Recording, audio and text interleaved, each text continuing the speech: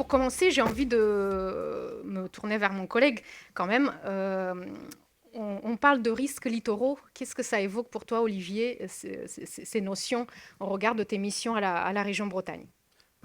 Bonjour à tous, bonjour à toutes. Je crois que Mathieu Riverain a parfaitement fait le travail, donc je me disais qu'il restait plus grand-chose à dire, mais si en fait, mais il a parfaitement montré que les risques littoraux, c'est notamment lié aux tempêtes, et vous voyez que ça, sur les photos, alors elles sont beaucoup moins belles que les siennes, mais que ça nous amène à subir un certain nombre de problématiques, notamment de submersion marine et d'érosion, ce que vous voyez sur les photos du haut, là, sur cette diapositive, avec notamment là la tempête Céline, qui était quelques jours avant Kiran, et heureusement que les deux ne se sont pas combinés, parce que là, ça aurait été une catastrophe, pas que pour la Bretagne, puisque durant la tempête Céline, fin octobre 2023, on avait un très fort coefficient, on a eu ce que nous on appelle une surcote, hein, c'est-à-dire que la mer est encore plus montée que les prévisions du CHOM. Et donc vous voyez ici un port de plaisance au bas Pouldu, on est côté finistérien, en face du port de plaisance de Guidel, sur l'estuaire de la Laïta, où tous les quais sont submergés et les places de parking que vous voyez devant ce restaurant sont aussi submergées. Et puis l'érosion côtière qui grignote le littoral.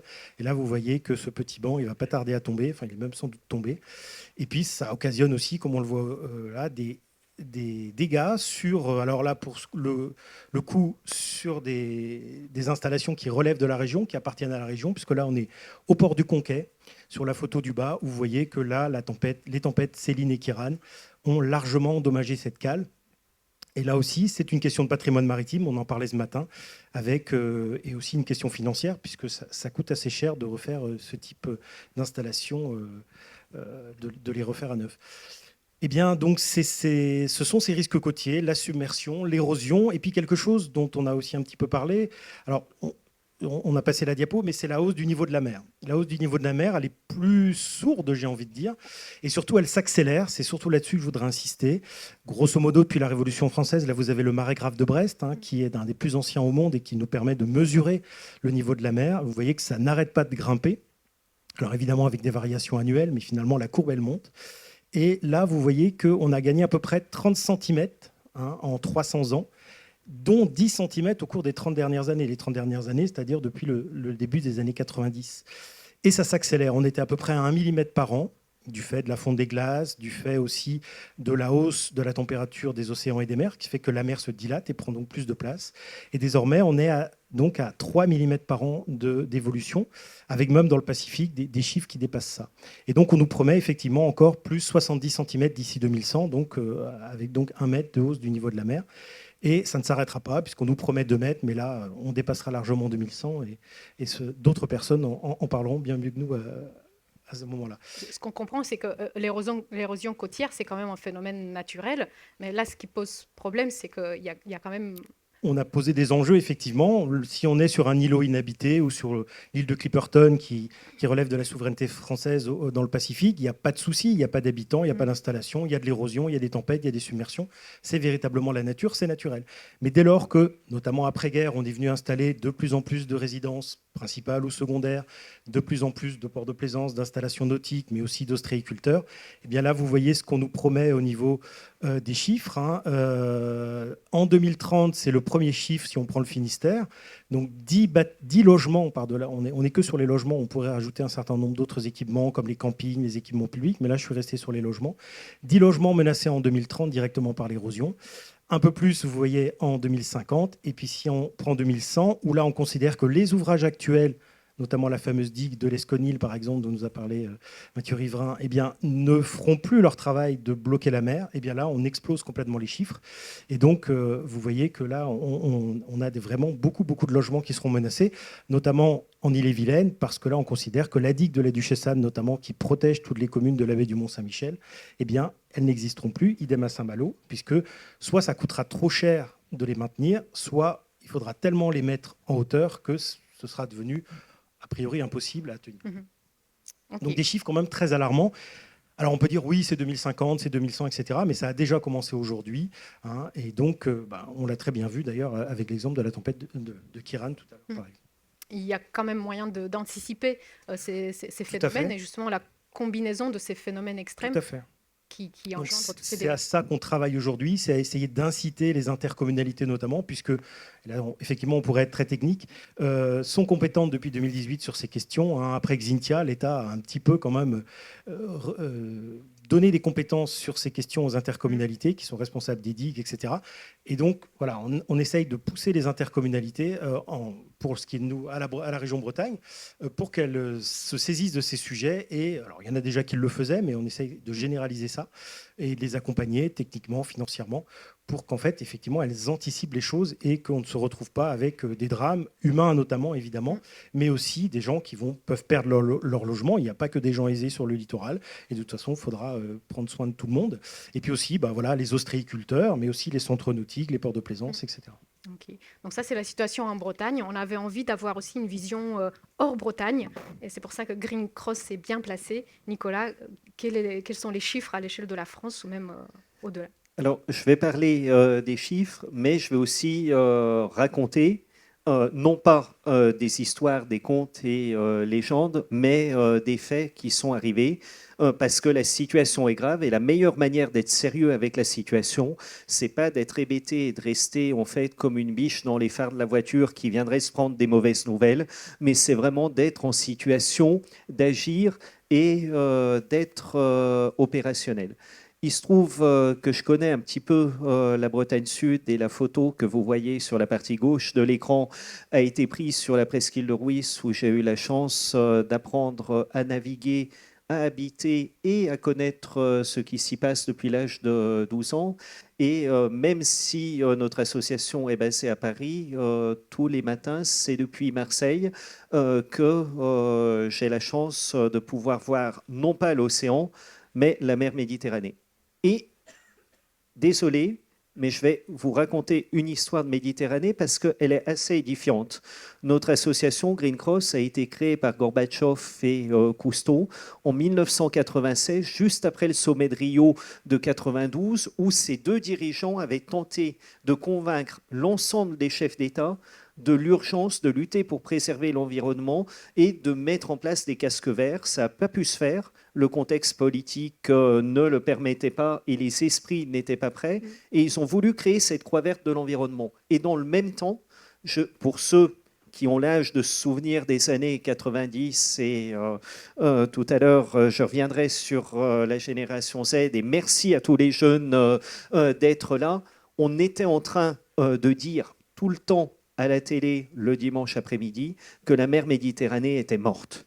Il y a eu une prise de conscience extrêmement forte pour refaire de la gestion qualitative et quantitative de la Méditerranée, arriver à renaturer ce qui pouvait l'être, redonner à la mer des respirations, rendre le littoral à la nature et en même temps rendre le littoral à tout le monde, retravailler sur la qualité de l'eau, sur tout le système littoral. Maintenant, on peut le dire, la mer pardonne, c'est une vision un petit peu ésotérique, mais la mer Méditerranée est en train de se revitaliser. Rien n'est encore fait ou définitif, c'est un exemple. Et pourquoi c'est important d'avoir des exemples et des projets comme ceux-ci? C'est que quand on parle de l'état de santé du littoral, on parle de 1200 à 3000 communes et on va se concentrer sur la métropole. Peut-être qu'après, on parlera des îles, et en particulier des îles lointaines. Des domaines qui sont extrêmement urbanisés, des maires souvent qui se retrouvent désemparés par rapport à des habitants qui sont en train de les interpeller, mais pas forcément non plus d'avoir les bons comportements au quotidien en tant que citoyens, etc. Et qu'on a besoin d'y aller tous ensemble dans une situation d'extrême vulnérabilité. Pendant très longtemps, on s'est dit, le dérèglement climatique, c'est la faute aux Chinois, c'est la faute aux voisins, c'est la faute aux industriels, au système économique, et de toute manière, on n'est pas au cœur de l'œil du viseur. Là, ce que et le GIEC nous dit sur le climat, et l'IPBES nous dit sur la biodiversité, et qu'on observe au quotidien par les phénomènes climatiques extrêmes, sécheresse comme inondation, c'est que si on est au cœur du sujet, et c'est maintenant qu'il faut agir. GIEC, juste pour rappeler, groupe intergouvernemental des experts du climat, et l'IPBES, qui est son homologue sur la biodiversité. Les sujets climat, biodiversité, agriculture, énergie ne s'opposant pas, mais quand on arrive à trouver des solutions pour préserver le littoral et lutter contre le dérèglement climatique, c'est parce qu'on a pu travailler à la fois sur des solutions qu'on appelle fondées sur la nature, simples, locales et bio-inspirées, et qu'on a pu travailler avec les activités humaines et avec les modèles touristiques et économiques. c'est vrai que vous associez souvent résilience au changement de modèle économique, touristique aussi, puisque effectivement, comme les activités nautiques, les activités touristiques sont très concernées par ces risques littoraux, avec les campings, avec toutes les autres activités de plein air qui sont sur le littoral. Ce terme de résilience, j'ai un peu peur qu'il devienne un mot valise, un peu comme les mots sobriété ou transition. Qu'est-ce qu'on peut mettre, quelle serait la définition simple de la résilience? Alors, tout d'abord, la résilience, c'est un mot qui est absolument horrible. Parce que on a eu un certain nombre de mots, et ça vient d'être dit, qui ont été dénaturés parce qu'on les a trop utilisés sans comprendre ce qu'il y avait au cœur du sujet. La résilience nous vient du champ lexical de la psychiatrie. Et c'est un terme qui, au début, est un terme de santé mentale. Et d'ailleurs, quand on est face au dérèglement climatique, la première chose qui arrive, notamment dans l'état d'esprit d'un certain nombre de décideurs, et c'est pour ça qu'on est tous là pour en parler, c'est la question du déni. Soit ça n'existe pas, soit c'est la faute à mon voisin. La résilience, c'est la capacité à appréhender un phénomène qui aurait pu nous tuer, qui aurait pu gravement nous blesser ou qui aurait pu nous atteindre au cœur de nous-mêmes et à trouver nos ressources, et pas celles qu'on attend d'ailleurs ou d'un ailleurs plus ou moins inespéré ou fantasmé, pour arriver à trouver pas forcément la meilleure, mais la moins pire des solutions, ou souvent un ensemble de solutions qui nous permet de passer collectivement l'obstacle. Et quand on est de l'autre côté de l'obstacle, on a appris, on est mieux ensemble, etc. Et c'est pour ça que pour sortir de ce terme de résilience et pour remettre de l'humain au cœur, il se trouve que je sors un bouquin aujourd'hui qui parle beaucoup de climat, d'environnement et d'humanité. C'est pour ça qu'il y a une grenouille qui est sur la première page et qui est dans une collection qui s'appelle « Faire terre ensemble ». Mais faire terre comme la terre, comme cet espace terre et mer, parce que le défi, c'est ça. Et dans les modes d'action, pour y arriver, il faut penser. La science va nous aider à effectivement conceptualiser, poser le sujet, trouver les bonnes réponses, trouver les bonnes priorités. La pensée économique va nous aider à le monétiser. Mais on a besoin aussi, vous voyez que penser, c'est écrit avec un A. Bon, il se trouve que je n'écris pas pour passer le temps, et étant ingénieur de formation, je me suis mis à l'écriture pour faire partager un certain nombre d'expériences. Mais penser avec un A, c'est cette notion à la fois de réparer et de réparer avec empathie. Et on y reviendra. Et puis expérimenter aussi. Et justement, ce que je trouve intéressant dans la méthode de Green Cross, qui a été expérimentée dans les différentes études et travaux que vous avez pu mener partout en France, c'est aussi cette matrice des vulnérabilités. Donc c'est une sorte de référentiel très simple à parcourir, très simple à comprendre, à expliquer aux élus, aux techniciens des collectivités, oui, qui nous fait prendre très vite conscience de l'impact des mesures de résilience qu'on va mettre en place. C'est absolument. Tu peux nous en dire deux mots? Parce qu'on a passé énormément de temps à croire que le sujet du dérèglement climatique était un sujet idéologique sur lequel il fallait qu'on argumente énormément à l'échelle locale et avec ses voisins pour savoir si au niveau national ou international, on allait être à plus 1,5, plus 2 ou plus 2,5 degrés à l'horizon 2050. De toute manière, dans la logique et dans la stratégie d'adaptation, il faut qu'on anticipe d'être à plus 4 degrés. Et dans l'évolution de nos comportements au quotidien, il faut qu'on infléchisse très vite la trajectoire, le plus vite qu'on peut, pour réduire nos émissions. Mais ni vous, ni moi, ne mangez du carbone le matin en nous levant, ou alors je ne vous le conseille pas parce que c'est vraiment indigeste à manger. Par contre, ce qu'on appelle les vulnérabilités, c'est des choses avec des mots qui vont tous nous parler. A priori, on a des habitations, les uns et les autres, résidences principales ou secondaires.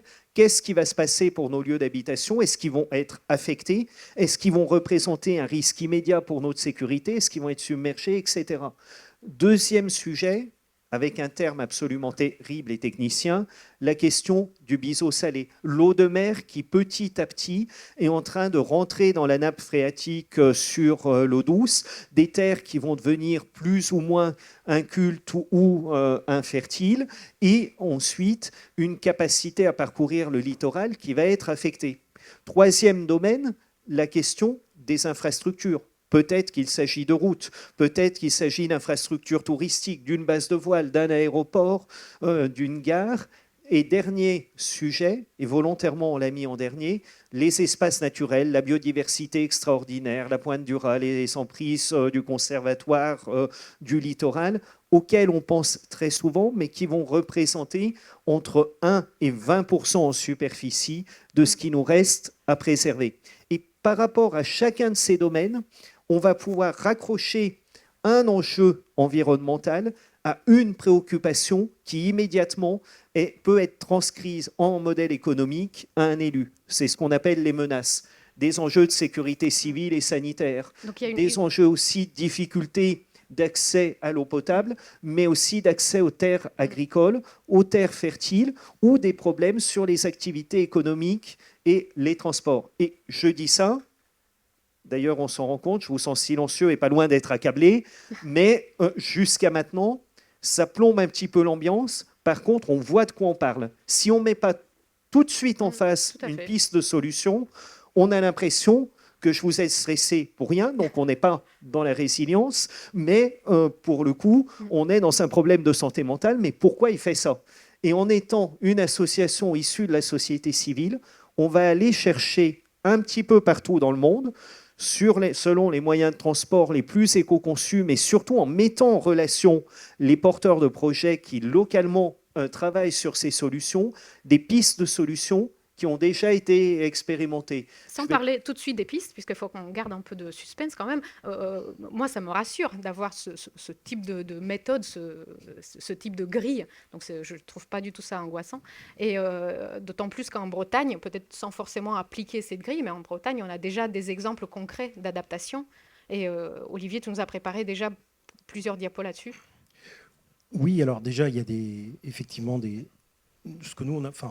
les 4 grands types de solutions que l'on préconise au niveau international, national et donc aussi régional sur ces questions. La première, c'est se protéger, tout simplement. Effectivement, on continue à monter les digues, on continue à en construire. Là, vous avez sur la photo une digue tout près de Port-la-Forêt, hein, grand port de plaisance breton, finistérien. Et il y a maintenant un peu plus d'un an et demi, ils ont élargi et rehaussé la digue pour faire face notamment à cette hausse du niveau de la mer et à ces risques de submersion marine. Sur les questions de l'habitat, on peut aussi évidemment s'adapter. Enfin, ça vaut aussi pour les questions portuaires, je le remontrerai tout de suite après, où là, vous voyez qu'on est en baie de Somme sur la photo de cet immeuble, et vous voyez que le rez-de-chaussée, eh bien, il n'y a pas de pièce de vie. Tout simplement pour qu'en cas de submersion marine, et Dieu sait si en baie de Somme, ils ont eu des submersions marines importantes, puisque c'est une grande zone de polder, protégée par des cordons de galets, eh bien là, du coup, on évite d'avoir des risques pour la vie humaine. Et puis, il y a ce qui est le plus long, le plus compliqué et le plus coûteux aussi, c'est effacer des enjeux et éventuellement les relocaliser, donc les reculer. On en verra un exemple tout de suite après. Là, on est à Guissény, dans le Nord Finistère, où là, vous voyez que la commune est en train, avec l'aide de l'établissement public foncier breton, d'acheter cet ancien collège. Vous voyez qu'il est vraiment au bord de l'eau, on est vraiment les pieds dans l'eau, mais il n'est plus occupé depuis quelques années, et donc va l'acquérir, le démolir et renaturer le site. Pour ceux qui connaissent, il y a juste un collège d'Iwan juste derrière. Et puis la dernière solution, mais dernier grand type de solution, parce qu'évidemment là-dedans, on peut faire beaucoup de différences et avoir des approches en fonction véritablement du terrain et des enjeux qui existent. Ce sont les fameuses solutions fondées sur la nature.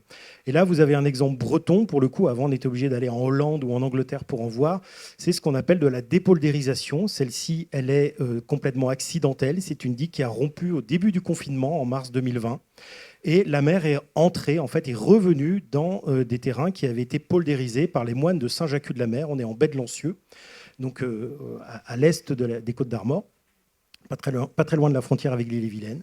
Et donc la mer est revenue, vous voyez, sur ces 30 hectares qui appartiennent au Conservatoire du littoral et qui sont en train de devenir désormais du domaine public maritime. Et donc la mer est revenue tout simplement. Et vous voyez que la maison à Tuiles Rouges, où il y avait un locataire qui a évidemment été relogé, et la maison a été achetée par le Conservatoire du littoral, ce locataire disait « Oh oui, là, il y a une brèche, mais la brèche, elle était petite. Aujourd'hui, la brèche, effectivement, au départ, elle faisait 1 mètre en mars 2020. Aujourd'hui, elle fait quasiment 45 mètres. Et il disait, oui, mais l'eau ne va pas revenir tout de suite à la maison. Et 6 mois après, il y avait 70 cm d'eau dans la maison. Et donc voilà, et ça, ce sont des solutions fondées sur la nature. Alors évidemment, c'est pas possible de le faire partout. On peut pas faire ça. J'étais il y a quelques jours sur une discussion sur le port de Concarneau. On peut pas faire ça sur le port de Concarneau, évidemment. Mais partout où on peut le faire, on va essayer de le faire. On va essayer de l'accompagner à la région, avec le conservatoire, avec l'établissement public foncier, enfin avec tout un tas d'opérateurs avec qui que l'on réunit d'ailleurs cette semaine au niveau régional, pour promouvoir ces solutions fondées sur la nature. Et d'ailleurs, le ministère de l'écologie il va se clôturer dans quelques jours aussi un nouvel appel à projet sur ces solutions fondées sur la nature. Et on a au moins 2-3 territoires bretons qui ont décidé d'y répondre. Donc voilà, ça c'est un espace qu'on fait visiter aussi, parce que là, on va vraiment sur le terrain, on voit les changements. Ils ont reculé le sentier côtier. Il y a des nouveaux... Évidemment, la biodiversité a changé, le paysage a changé, les usages ont changé. Il y a toujours quelques opposants, mais de toute façon là, c'était accidentel. Et sinon, il aurait fallu remettre 1 million d'euros pour consolider cette digue, la refaire, pour protéger quelques espaces agricoles où il n'y avait plus que quelques chevaux qui étaient là et qui ont évidemment aussi été relogés, je vous rassure. Grâce à la SAFER d'ailleurs, voilà, en l'occurrence. Merci la SAFER. Ça demande quand même un vrai changement de paradigme. Passer de la photo en haut à gauche, on est sur une approche d'aménagement à une approche plutôt de renoncement. Ça demande du temps, ça demande de... Mais c'est vrai que quand on emmène des élus, des techniciens sur le terrain, on arrive à les convaincre. On en a aussi emmené avant, on les a fait descendre à la Cano, on les a fait descendre à La Rochelle, où il y a eu beaucoup d'ouvrages qui ont été réalisés suite à Xynthia. Et de fait, les solutions fondées sur la nature, elles sont moins chères et elles sont plus bénéfiques pour l'environnement qu'évidemment reconstruire ou construire de nouvelles digues, mettre de nouveaux enrogements. Puis sincèrement, les enrogements au niveau paysager, c'est pas ce qu'il y a de plus joli. Et là, ce grand site naturel de la baie de Lancieux, que je vous invite d'ailleurs à aller visiter, c'est assez impressionnant. Et voilà, avec ce sel qui revient aussi, hein, il est revenu, il a tout grillé. On voyait bien la différence entre les herbes vertes et les herbes qui étaient mangées par le sel, et puis les dépôts de vase, et puis une nature qui revient, qui change. Et le Muséum national d'histoire naturelle a aussi montré que sur ce site, eh bien, on avait une biodiversité qui n'était plus la même. Par exemple, on avait un hibou des bois qui n'était plus là, qui était parti plus loin. Mais par contre, on avait une biodiversité qui était plus riche sur cet espace, qui était devenu un espace mixte, en fait, vraiment à l'interface entre la terre et la mer. Mais effectivement, il faut convaincre. Mais ce genre de site, en Bretagne, on a la chance d'en avoir un, il nous aide à convaincre. Il reste encore des choses à apprendre sur Tout à fait. cette façon d'appréhender le paysage. Vous vouliez aussi montrer... Oui, alors pour parler spécifiquement du nautisme, parce que quand même on est dans une journée spécifique au nautisme, là j'ai pris un centre nautique, vous voyez, qui est vraiment les pieds dans l'eau, mais c'est très souvent le cas. Et donc là aussi, dans les années à venir, il va falloir l'adapter, éventuellement le protéger, pourquoi pas. Et puis peut-être que dans 10, 20, 30 ans, il faudra le relocaliser. Bon, tout ça, ce seront des décisions qui seront prises aujourd'hui, enfin au niveau local. Et puis ça a déjà commencé, hein, vous voyez, c'est la partie basse de la diapositive où vous avez dans le Morbihan, eh bien, à l'occasion de travaux, la compagnie des ports qui gère les ports de plaisance dans le Morbihan et qui a notamment, alors c'est à Port-Aliguin et à la Trinité-sur-Mer, si je ne dis pas de bêtises, eh bien, d'un côté créé un par houle et sur l'autre port, à Port-Aliguin, rehaussé les quais, puisqu'il y avait des travaux sur les quais. Ils en ont profité pour les rehausser davantage que ce qui était prévu au départ, pour notamment prendre la hausse du niveau de la mer que j'évoquais tout à l'heure, qui va encore une fois être de plusieurs dizaines de centimètres dans les années à venir. Il n'y a pas de fatalité. Donc, il y a déjà de l'anticipation. Il y a de l'anticipation, voilà. Et ça ne coûte pas à chaque fois des millions d'euros. Non, et puis c'est vrai que si on le prévoit sur des travaux plus globaux sur le port, eh bien, ça permet de baisser les coûts et encore une fois d'anticiper et de se préparer au mieux. Même si effectivement, sans doute que dans 20, 30, 40 ans, eh bien, il faudra peut-être bouger des choses, mais en tout cas là pour l'instant, ça donne un peu de temps. Là-dessus, on est beaucoup sur se donner du temps en fait pour se préparer, convaincre les gens. Et puis aussi, quand on est sur le front de mer de la Cano, par exemple, c'est 500 millions d'euros d'enjeu, eh bien, voilà. on ne déplace pas 500 millions d'enjeux d'un claquement de doigts, il faut plusieurs décennies pour le faire, déjà aussi pour convaincre les gens. Et pour finir sur cette partie... Oui, là-dessus, alors qui est pleinement dans l'actualité. Solutions. Alors, j'ai pas trouvé de centre nautique relocalisé, désolé. Donc, je me suis contenté d'un camping. Alors, moi, avant d'être à la région Bretagne, c'est un projet sur lequel j'avais travaillé. Et je veux dire que c'est assez intéressant de le voir concrétisé. Il y a eu des visites hier de la presse. Donc, si vous tapez Quiberville dans vos moteurs de recherche, dans tout site d'actualité, vous allez trouver plein de choses. C'est passé dans les différents JT. Hier. C'est donc la première relocalisation d'importance en France, c'est la relocalisation d'un camping. Vous voyez le camping initial, là, qui était vraiment au bord de l'eau, qui subissait des inondations de la part de la rivière qui était tout près, et puis aussi, évidemment, des submersions marines de la mer. Il y a une plage de galets avec une digue, et donc, lorsque l'eau passait par-dessus lors des tempêtes, comme Kiran par exemple, eh bien, le camping était submergé. En 1990, de mémoire, les caravanes flottaient dans le camping. Hein, voilà. Et donc là, il y a quelques années, ils ont décidé au niveau local, c'était soit ils fermaient le camping, et le préfet menaçait à juste titre de le fermer, puisqu'il y avait un vrai danger pour les vies humaines, ou alors il fallait le relocaliser. Donc ça, c'est la partie jaune que vous voyez. Là, j'ai pris une photo où on voit encore les premiers travaux, donc on voit bien la différence au niveau du terrassement. Et bien là, le camping a été relocalisé, et le camping qui est donc au bord de l'eau, eh bien, il vient d'être démoli la semaine dernière. Les bâtiments qui restaient ont été démolis. Ça va être entièrement renaturé. La digue va être ouverte, la mer va pouvoir rentrer, l'eau de la rivière va pouvoir sortir quand il y aura des inondations.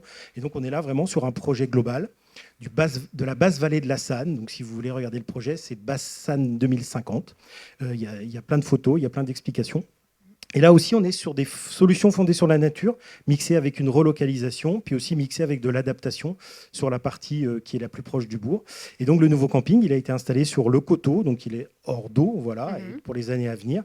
Et il faut 10 minutes à pied pour aller à la mer, donc ce n'est pas la fin du monde. Des solutions adaptées sur la nature, vous avez pu expérimenter aussi en Outre-mer. Vous pouvez nous en dire 2 mots? Tout à fait. Et je vais vous emmener à OVA. Et je tiens à préciser que l'ensemble du projet a été co-construit avec ce qu'on appelle le conseil de district d'OVA, donc, que vous appelleriez les chefferies et les coutumiers kanaks, qui sont ravis de pouvoir partager ce sujet avec des Bretons aujourd'hui dans le contexte des événements absolument dramatiques qu'on connaît. Ils ont décidé de se prendre en main et de préserver donc, le village de Saint-Joseph au nord de l'île, qui est en bordure de côte. Donc, vous voyez ici le lagon, et je vais expliquer la raison d'être de ces petits trucs ésotériques qui sont plantés dans l'eau. Tout simplement parce que les habitations qui étaient à la fois des cases et des habitations en dur, à peu près 900 habitants, se retrouvaient menacés très clairement par chacune des tempêtes et par la montée des eaux. Ils ont décidé de modéliser la courantologie au sein de leur lagon avec des fonds sablonneux, mais qui, par exemple, ressemblent très fortement à certaines plages de Watt, à ce qu'on va pouvoir retrouver sur la presqu'île de Ruisse, ou même à ce que vous pouvez retrouver en fond de baie en allant un petit peu du côté de Paimpol.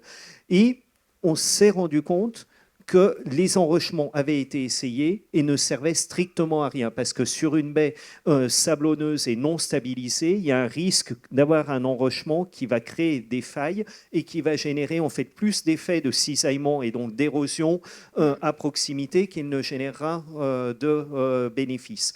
On voit sur la diapo d'après justement cette modélisation du profil qui change.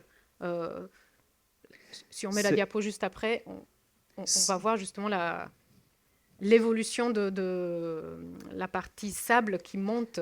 C'est absolument, c'est-à-dire qu'il fallait mettre un blocage sous l'eau pour arriver à retenir et à stabiliser le sable et à ce que cette stabilisation du sable permette de constituer une digue naturelle. Pour ça, on avait un arbre juste à côté qui était des cocotiers et on a utilisé, et donc c'est ce que vous voyez ici, 2 formes qui ont été testées, tout simplement de faire un barrage en fait avec des troncs debout et en mettant des branchages au sol, et puis une forme un petit peu plus complexe mais qui peut permettre de stabiliser plus vite la régénération, qui vont simplement mettre la dune en situation d'être plus forte pour résister aux tempêtes. Et à partir de là, on peut replanter des herbiers et sur l'eau et sous l'eau, contribuer à la stabilité, revaloriser les écosystèmes.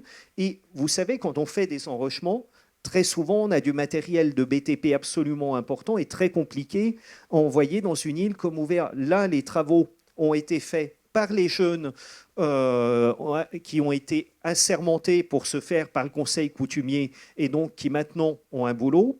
Ils ont eu un diplôme qui leur a été remis qui permet la reconnaissance aussi de cette formation.